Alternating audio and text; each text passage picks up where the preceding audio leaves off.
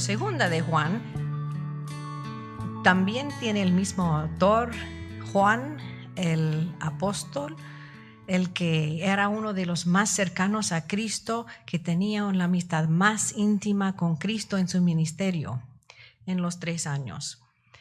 Entonces él escribió el Evangelio de Juan y la primera, segunda y tercera carta de Juan. Probablemente escribió desde la ciudad de Éfeso, porque ahí pasaba mucho tiempo antes de su muerte, y probablemente escribió esta carta a una iglesia, a una congregación en Asia Menor. Asia Menor, que ahora es el país de Turquía. Entonces, sí, vamos a ver cómo andamos con la geografía.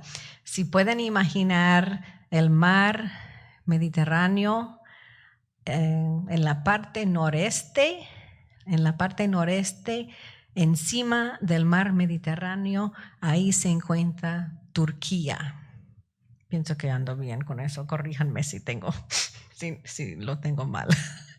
Y ahí ahora se encuentra el país de Turquía, pero era en el pasado, lo llamábamos Asia Menor. Y ahí había en varias ciudades comunidades cristianas, congregaciones en esa área. Y probablemente el apóstol Juan dirigió esta carta a una de las iglesias.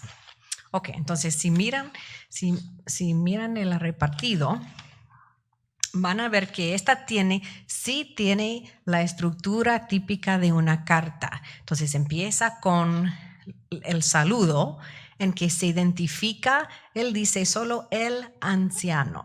Y luego por la tradición sabemos que esto fue el apóstol Juan. Entonces la primera frase identifica quién escribe la carta. La siguiente frase describe a los destinatarios, que eran una iglesia. Es interesante que en el griego se dice que era, voy a ver cómo aparece en el griego. Aquí está. A la iglesia elegida, o a la señora elegida y a sus hijos. Entonces uso un lenguaje simbólico por esta congregación. La iglesia, que es la señora, y sus hijos, que son los miembros de la congregación. Y luego describe a estas personas, a estos creyentes. Y es interesante, voy a pedirles que en la mente o que escuchen y traten de identificar cuál es la palabra que se repite varias veces en los primeros versículos. Entonces los voy a leer. Segunda de Juan, versículo 1. El anciano, a la iglesia elegida y a sus miembros, a quienes amo en la verdad, y no solo yo, sino todos los que han conocido la verdad, a causa de esa verdad que permanece en nosotros y que estará con nosotros para siempre. ¿Oyeron una palabra que se repetía? La palabra verdad. Entonces, para el apóstol, este concepto de la verdad es muy importante. Entonces, vamos a hacernos la pregunta, ¿qué significa cuando él menciona la palabra verdad? Ok. Y la descripción de esta congregación es a quienes amo en la verdad. Y no solo yo, dice, sino todos los que han conocido la verdad. Entonces, él enfatiza que él está escribiendo a una sola congregación, pero que ellos no están solos.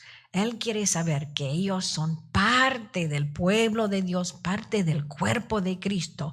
Entonces, para nosotros esta noche podemos decir, somos muy pocos, pero somos pocas personas y nos sentimos un poco solos porque no tenemos todos los hermanos que normalmente están los domingos. Pero no, nosotros somos parte, somos amados por todo el cuerpo de Cristo, por todo el mundo. Somos parte de una gran familia.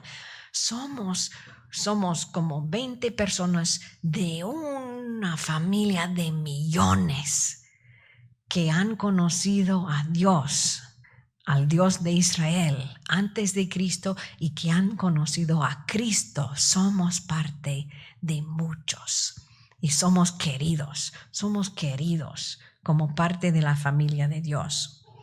Y dice en versículo 2, a causa de esta verdad que permanece en nosotros y que estará con nosotros para siempre.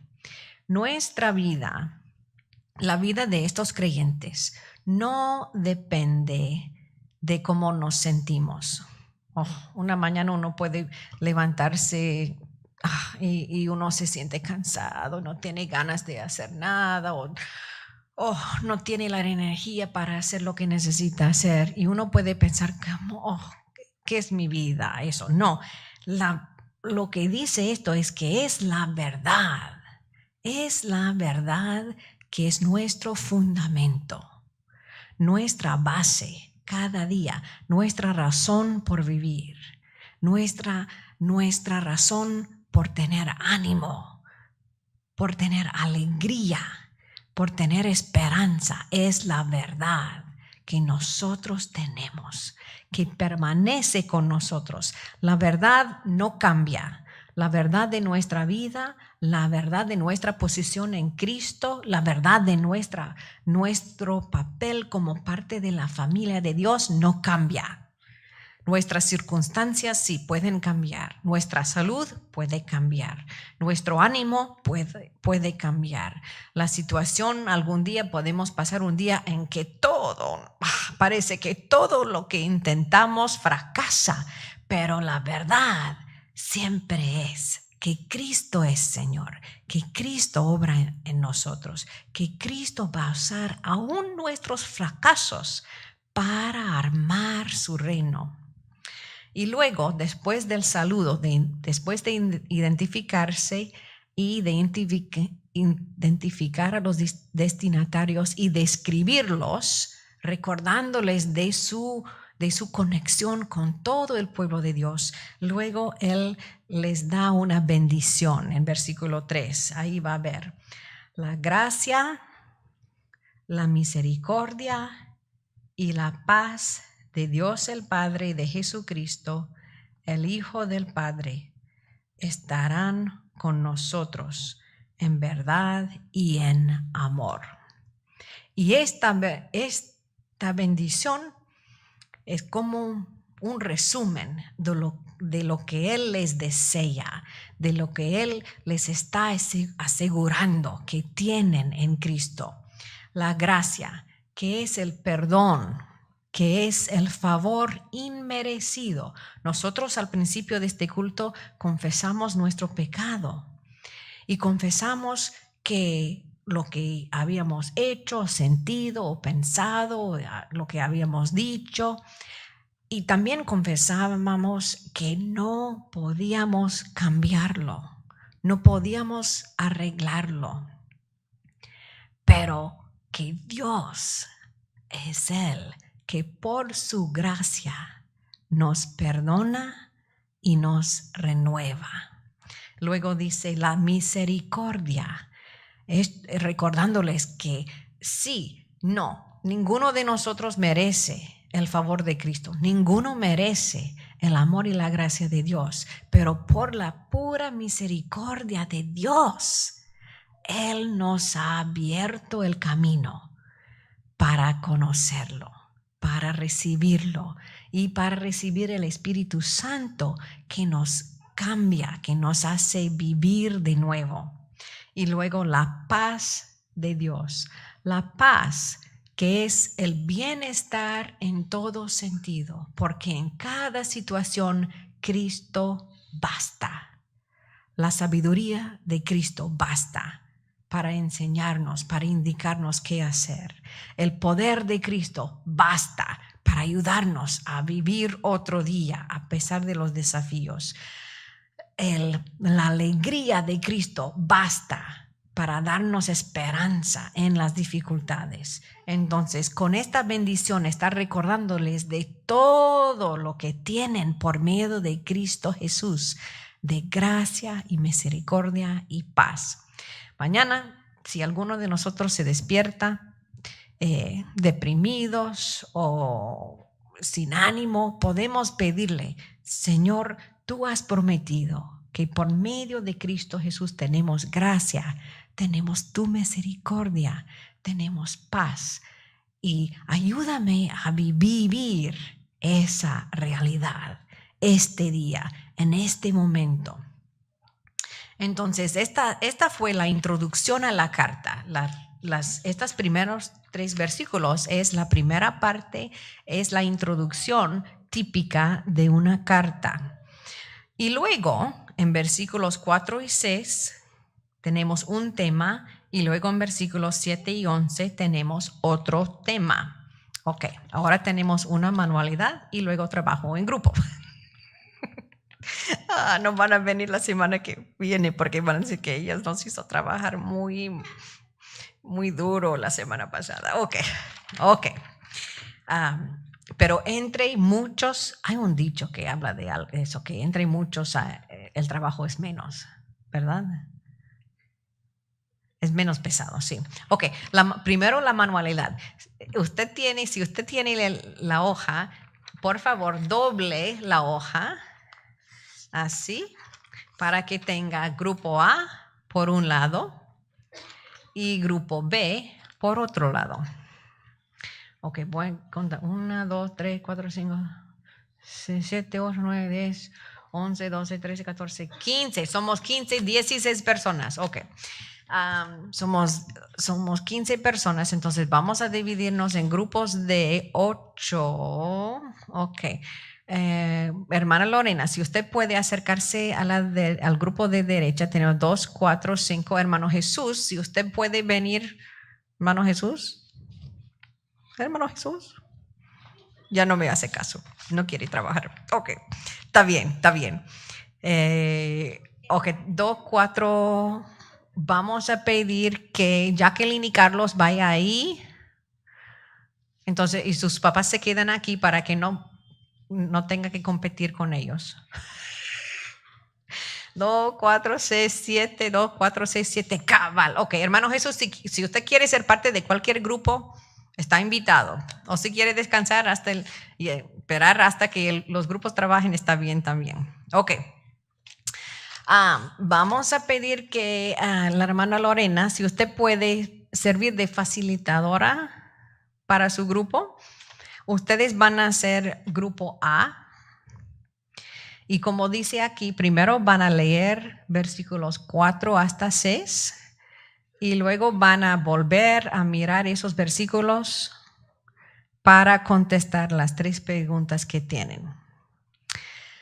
Si tienen más tiempo, luego pueden mirar los otros versículos que están abajo, pero eso es como para crédito extra. Grupo B, que tiene la parte un poquito más fuerte, lo siento. Dios disciplina a los que ama. Ustedes, hermano Pastor David, hermano David, ya le dimos el título. Si usted puede servir de facilitador para su grupo va a ser grupo B. Van a leer 2 de Juan, versículos 7 hasta 11. Ustedes van a investigar el segundo tema de la carta. Y ahí van a después vuelvan a los versículos para contestar las preguntas que están ahí. Y van a ver que puse el versículo con la pregunta. Ahora van a tener más simpatía por sus hijos cuando se quejan de la escuela. Ok. Ok, les voy a dar como unos 10 minutos para hacer su trabajo. Pero si tienen alguna duda, alguna pregunta, por favor avísenme. Estoy aquí para ayudarles. Ok, sí, entonces si pueden hacer como un círculo o sentarse más o menos así. Ok, y yo voy a ir para sacar más copias para que cada persona tenga su propia hoja.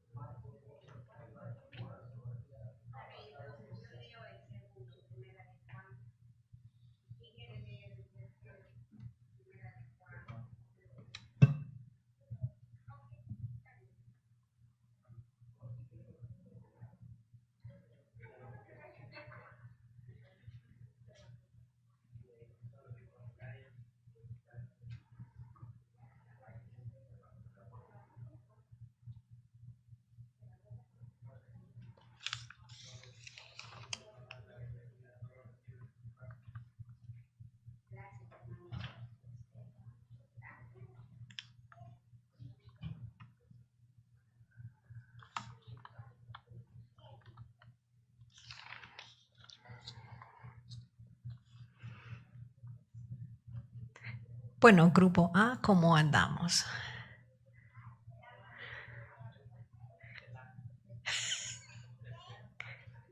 Oh, grupo A, ¿cómo andan? ¿Están bien? Fantástico. Grupo B. Ok.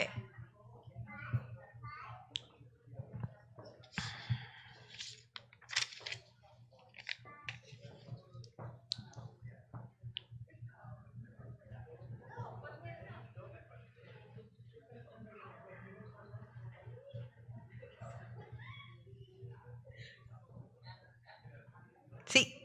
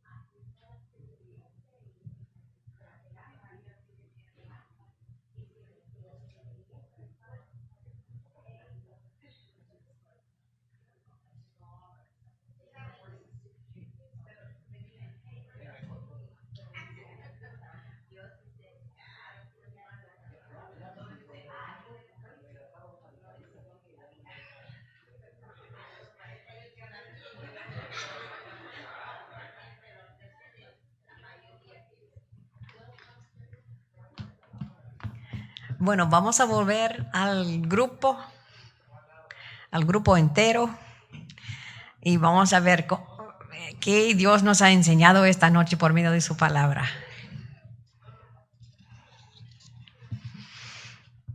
Ok, entonces vamos a recordar que esta es una carta dirigida a una congregación en el primer siglo, probablemente a eso del 90, del año 90 después de Cristo, como unas 60 años más o menos después de la muerte de Cristo, y Juan está escribiendo a una congregación, les da su saludo hablando de la verdad y el amor. Entonces vamos a ver cuáles son los puntos sobre la verdad y el amor que él quiere tocar en esta carta, que es muy breve, pero que tiene algo muy importante para nosotros.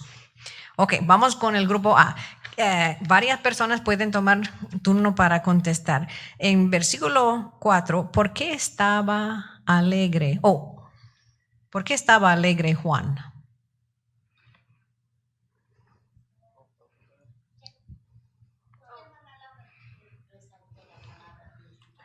Amén. Porque había encontrado que algunos estaban practicando la verdad. Sí, los miembros de esta iglesia estaban practicando la verdad. Lo que me llamó la atención al estudiar esta carta es que en la cultura norteamericana la verdad no es lo que se practica. La verdad es algo que uno piensa. Nosotros pensamos que la verdad es algo intelectual, un pensamiento correcto. Pero en la Biblia, la verdad es la realidad. La verdad es lo que nos enseña Dios. La verdad es el hecho que Cristo es el Señor. Entonces, la verdad es algo que podemos practicar, que podemos vivir. No es lo que solo pensamos, sino es lo que guía nuestra mente, nuestras acciones, nuestras decisiones, y la verdad es que rige en nuestra vida.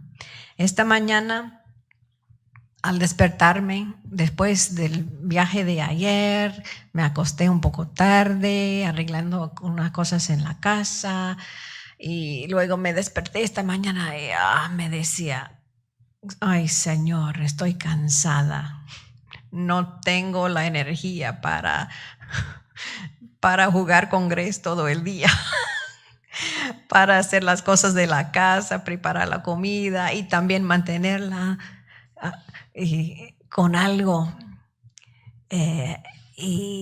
Pero yo me decía, no, voy a practicar la verdad. ¿Cuál es la verdad que necesitaba practicar en ese momento? Y me vino a la mente que en la Biblia dice que Cristo nos da poder para cumplir su voluntad. Cristo nos fortalece, que todo lo puedo hacer en Cristo Jesús. Y luego le dije, Jesús, entonces tú sí, yo no tengo la fuerza esta mañana, pero tú sí la tienes. Tú me puedes ayudar. Entonces hoy voy a practicar esa verdad. Voy a vivir esa verdad que yo no pienso que lo pueda hacer, pero sí, Jesús en mí lo puede hacer. Y pasé todo el día, cuando perdía ánimo, cuando estaba rendida, yo siempre le decía, ok, Señor, tú tienes lo que necesito y tú puedes ayudarme a superar en cada circunstancia. Entonces, eso, si no salen con nada más, con esto de la vida cristiana es practicar la verdad, vivir en la realidad de Cristo Jesús y su poder, su amor, su gracia, su misericordia, su paz. Ok, eso solo fue número 1. Vamos a ir un poquito más rápido. Sí. Bueno, nada más para redundar el concepto, la hermana nos hizo notar que el apóstol Juan encontró a algunos practicando la verdad, o sea, no eran todos, y como usted mismo comentó, no era la verdad que ellos imaginaban, es la verdad mandada por el Padre. Y queríamos leer el versículo de pie de página, pero no para el mismo. Marcos 12:30, que dice, ama a Dios con todo tu corazón y con toda tu alma, con toda tu mente y con todas tus fuerzas. Entonces, es un mandamiento que está en Éxodo 20. Ahí se demuestra que la verdad que estaba haciendo era el mandamiento de Dios. Amén, amén. Y es excelente notar que decía que algunos practicaban la verdad. Uno puede conocer a Cristo, pero volver a la vida antes de Cristo. Entonces, esto es de vivir, seguir viviendo la verdad de Cristo todos los días. Es la vida cristiana. Ok, vamos con pregunta número 2. ¿Qué les rogaba el apóstol Juan? Les rogaba algo en versículo 5. Nos dice que nos amemos los unos a los otros. Entonces, la forma específica de practicar la verdad que él quería motivarles a hacer era amarse los unos a los otros. Amarse. Y vamos a seguir con número 3 porque necesitamos saber cómo define el apóstol Juan lo que es el amor o qué es amar a otro.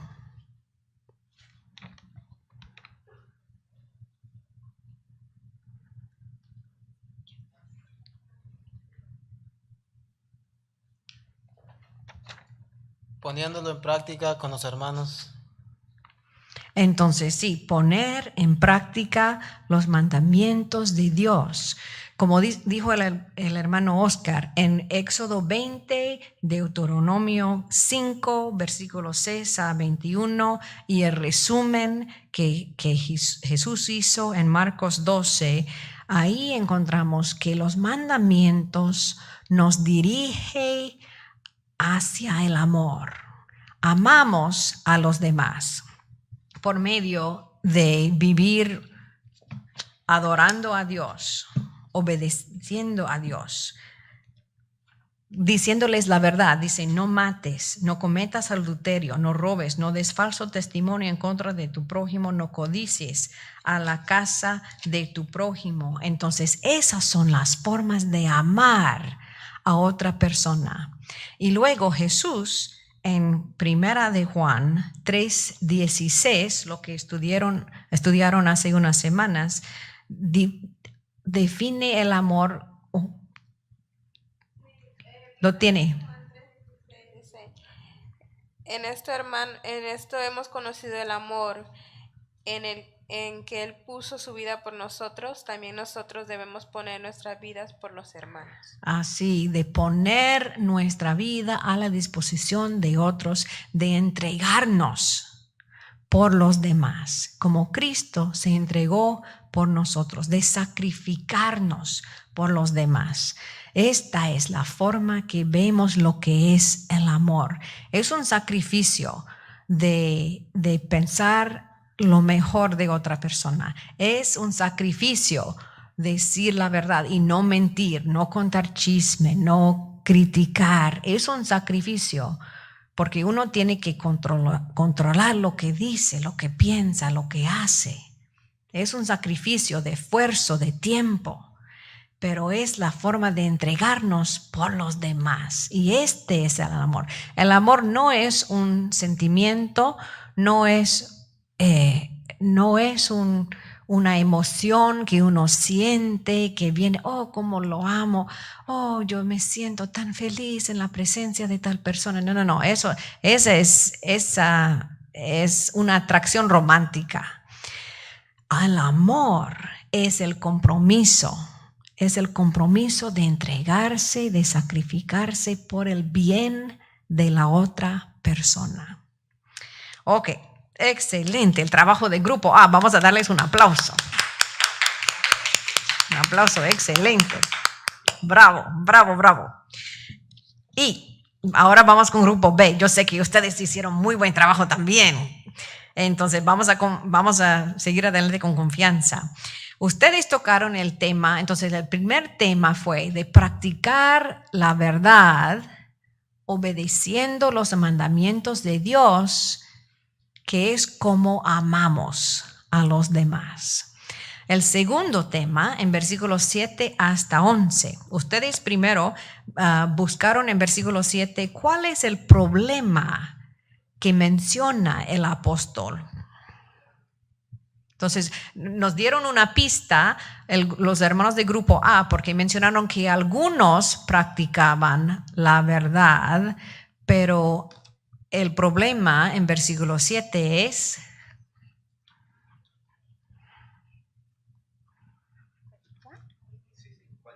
Pregunta número 1. ¿Cuál es el problema que menciona? Dice de que hay muchos engañadores que no creen en Jesucristo. Estamos hablando de los falsos profetas. Así, entonces tienen personas que no viven y no enseñan de acuerdo con la verdad. Y la verdad que enfatiza Juan es que Cristo ha venido, Jesús ha venido en forma humana, que Cristo es persona, pero Dios a la vez, Dios con nosotros. Y luego en versículo 9, ¿qué dice? ¿Qué deben hacer estos hermanos para no descarriarse? Permanecer la enseñanza si tienes al Padre y al Hijo. Sí, entonces los que tienen el Padre y el Hijo, los que son hijos de Dios, la forma de mantenerse seguros, de mantenerse bien en la verdad, es permanecer en la enseñanza de los apóstoles.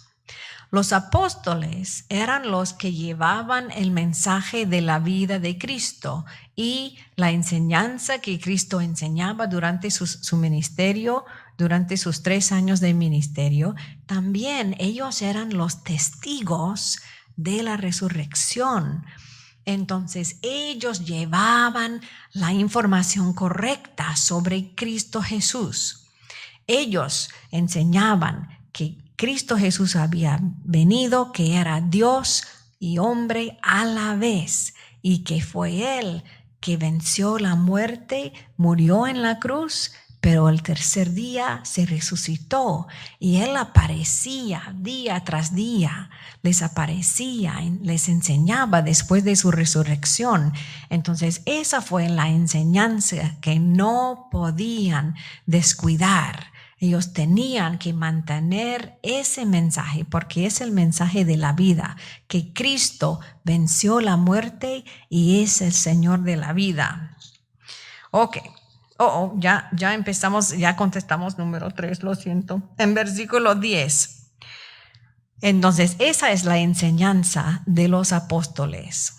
Tenía que ver con la historia de Cristo, la verdad de quién es Cristo, que es Señor, es humano, es Dios y está vivo ahora por su resurrección. Y también ellos enseñaban lo que Jesús les había enseñado durante su ministerio, lo que tenemos nosotros en los 4 evangelios. Para nosotros, la enseñanza de los apóstoles se encuentra ahí en los 4 evangelios y luego explicado más por las cartas. Ok, vamos a ver. Ustedes tenían una preguntita más. Ustedes, Grupo A tenía 3 preguntas, pero ustedes tenían 4. Entonces lo siento. Gracias por su buen trabajo. En versículos 10 y 11, ¿cómo deben responder a alguien que no enseña la verdad sobre Jesús? Cerrándole la puerta, que dice que no los reciban.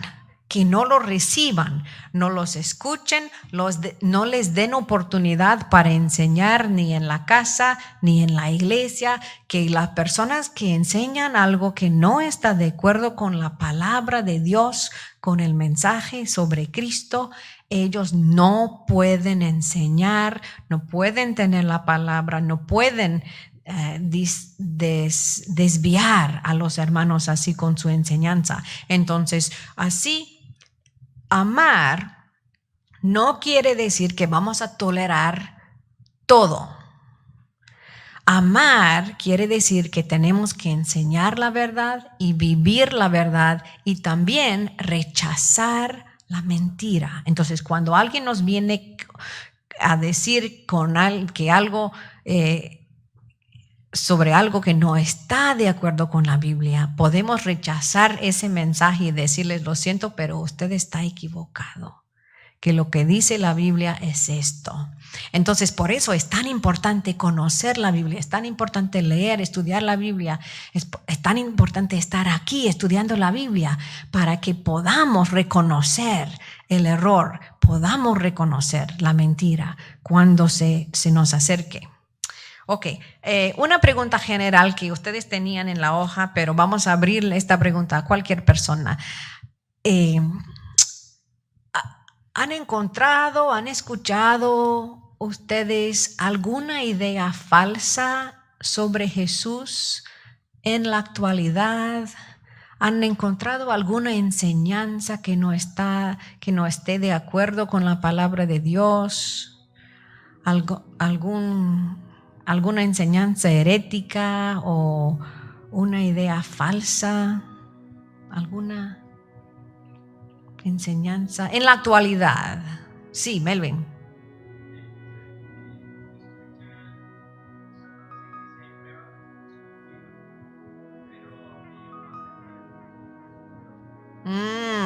Ok, en la mera televisión uno puede ir a un canal y ver, es un programa sobre Jesús, qué interesante. Y ellos cuentan que había pruebas de que existía un señor tal Jesús con Josefo, pienso que fue un historiador judío que había escrito alguna cosa sobre él. Pueden decir, pero luego dicen que no resucitó, que no tenemos prueba de nada de eso. Y nosotros podemos decir, bueno, pues nosotros sí tenemos la prueba, porque hablamos con Jesús, escuchamos a Jesús, porque la palabra dice que Jesús se resucitó. Sí. Sí, en la modernidad hay muchas historias de Jesús.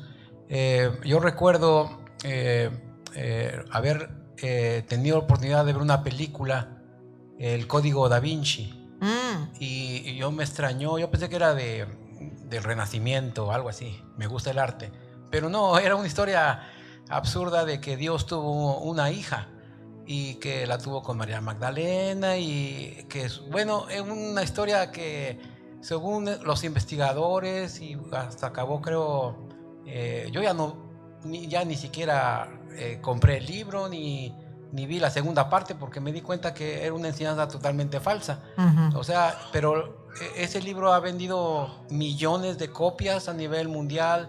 Se han hecho, creo, 3, 4 películas, no sé cuántas, especiales en el canal que dice Ujú. Melvin. Pero a mí ya no me interesa, porque de comienzo me di cuenta que era falso.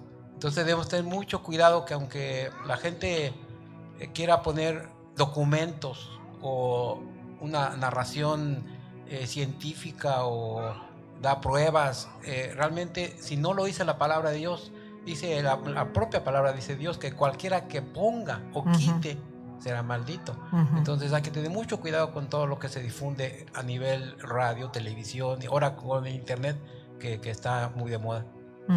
Excelente, otro ejemplo excelente. Entonces tenemos el ejemplo de los eruditos que hacen eh, que hacen documentales, que hablan de Jesús, pero luego al final dicen que bueno, realmente solo sabemos que existió y nada más, que no tenemos prueba de nada. Otro ejemplo es que hay personas que inventan historias que son muy interesantes, que son para entretenimiento, como para hasta el libro Da Vinci, de Da Vinci Code, el Código Da Vinci, o la película, que es algo tan interesante porque están tramando algo que, y pudiera esto, y este documento, y esta cosa, y este dato, y este hecho, y de 2 o 3 cosas forman, elaboran como una historia completa al revés, completamente al revés de lo que encontramos en la Biblia. Entonces, cada vez cuando miramos algo en la televisión, cuando escuchamos algo, cuando leemos algo en un libro y miramos una película, todo tiene que pasar por el filtro de la palabra de Dios.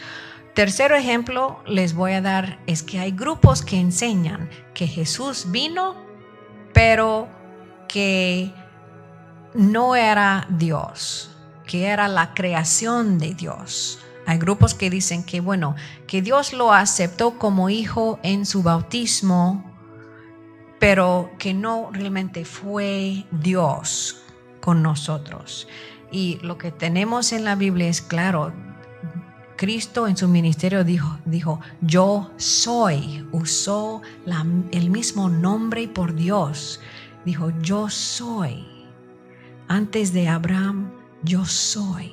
Él se identificó como Dios, como el mero Dios. Entonces no podemos, cuando vienen con textos o cosas, o dice, algunos grupos interpretan primero de Juan, el Evangelio de Juan, en el primer capítulo dicen que en el principio había un Dios, la palabra era un Dios. No, dice la palabra era Dios. Jesús era Dios. Entonces, cualquier persona, hay personas que llaman a la puerta y quieren hablarnos sobre Jesús y cosas así, y nos pasan folletos con información. Todito tiene que pasar por el filtro de lo que dice la palabra de Dios, para no ser llevados por alguna enseñanza falsa. Y es bueno que si encontramos algo, y si tenemos alguna duda, es bueno llevarlo aquí a la iglesia para que podamos investigar la cosa, hacer la pregunta, cómo podemos contestar a esas personas o que nos hablan así. Porque la verdad sobre Cristo es la verdad que salva. El mensaje de salvación es que Cristo vino, Emmanuel, Dios con nosotros, vivió, enseñó, se murió en nuestro lugar, fue el sacrificio por nuestro pecado y luego se resucitó y ahora está a la diestra de Dios, y de ahí, como dice el credo, de ahí vendrá para salvarnos, para restaurar todo, para establecer y cumplir su reino. Entonces esa es la verdad que podemos vivir y practicar. Entonces podemos despertarnos mañana y hacer la pregunta: ¿cómo debe ser diferente mi vida hoy? Porque Cristo vive. ¿Cuál es el cambio que voy a ver en mi vida? Porque Cristo es la verdad, que puedo practicar la verdad de la realidad y la presencia de Cristo en mi vida, en mi familia, en mi trabajo, en mi futuro, en mi pasado, en mis decisiones, en mis problemas, en mis dudas, en todo, que Cristo es la respuesta a toda circunstancia. Y luego la carta termina con su despedida. Dice segunda de Juan: aunque tenga muchas cosas que decirles, este es versículo 12, no he querido hacerlo por escrito, pues espero visitarlos y hablar personalmente con ustedes para que nuestra alegría sea completa. Y termina con un saludo de los miembros de su iglesia. Los miembros de la iglesia hermana, la elegida, les mandan saludos. Entonces, otra vez les recuerda que esta vida de practicar la verdad, de vivir el amor, esta vida la hacemos en la compañía, acompañados de todos nuestros hermanos en Cristo, fortalecidos por el Espíritu Santo, pero con la realidad de somos parte de esta gran familia que existe en toda nación, que existe en todos los años de la historia humana. Somos parte de ese pueblo escogido por Dios, redimido y mandado con el mensaje de Cristo para cada generación. Entonces, que Dios les bendiga en esto, en practicar la verdad, mañana y para siempre.